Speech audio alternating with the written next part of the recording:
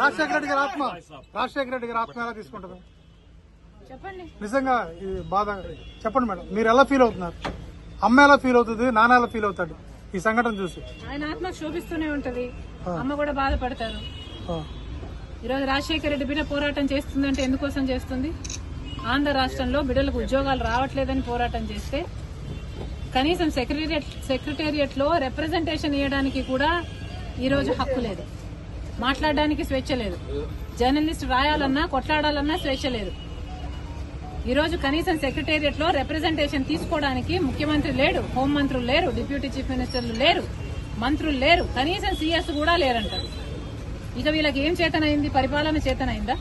వీళ్ళకి special status తేవడం చేతనైందా? Polavaram project పూర్తి చేయడం చేతనైందా?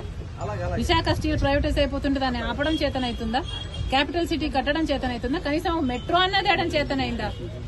రైతులు ఆత్మహత్యలు చేసుకుంటున్నారు, అప్పుల పాలైపోతున్నారు, కనీసం పంట బీమా ఇవ్వడం కూడా చేత కాలేదు. బిడ్డలు ఆత్మహత్యలు చేసుకుంటున్నారు, ఉద్యోగాలు లేవు, నోటిఫికేషన్లు ఇవ్వడం కూడా చేత కాలేదు. రాజశేఖర రెడ్డి గారు వదిలి వెళ్లేసిన ప్రాజెక్టులు పూర్తి చేయడం కూడా చేత కాలేదు.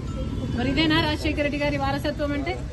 ఆలోచన చేయాలి. ప్రజల కోసం కొట్లాడుతున్నాం మేము. ఈ రోజు కనీసం కనికరం లేకుండా, మహిళలను చూడకుండా రాత్రి నన్ను పార్టీ ఆఫీస్ లోనే ఉండేటట్టు చేశారు. ఇది పాపం కదా? ఒక ఆడపిల్లని ఇలా చేయడం పాపం కదా? పాపమే. ఆంధ్ర రాష్ట్ర ప్రజలకు, ఆంధ్ర రాష్ట్ర యువతకు చేస్తున్నది వీళ్ళు పాపమే.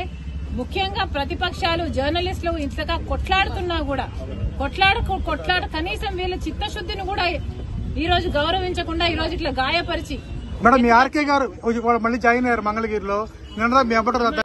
అబౌట్ స్టూడెంట్స్ ఈ రోజు యువత గురించి మాట్లాడదాం. రేపు రండి, రేపు అడగండి, రేపు చెప్తాం. కానీ ఈ రోజు 2,30,000 ఉద్యోగాలు ఇస్తామని చెప్పి ఇయ్యలేదు, జాబ్ క్యాలెండర్ ఇస్తామని చెప్పి ఇయ్యలేదు, 23,000 మెగా డిఎస్సీ అని చెప్పి ఈ రోజు దగా డిఎస్సీ 6,000 ఇచ్చారు. అది కూడా 26 రోజులు టైం ఉండగా ఇచ్చారు. పిల్లలు ఎలా ప్రిపేర్ అవ్వాలి? అసలు ఈ ప్రభుత్వానికి మనసే లేదు. బండను మీ చేతి గాయం ఎవరు? పోలీసులు ఇంకెవరు చేస్తారమ్మా?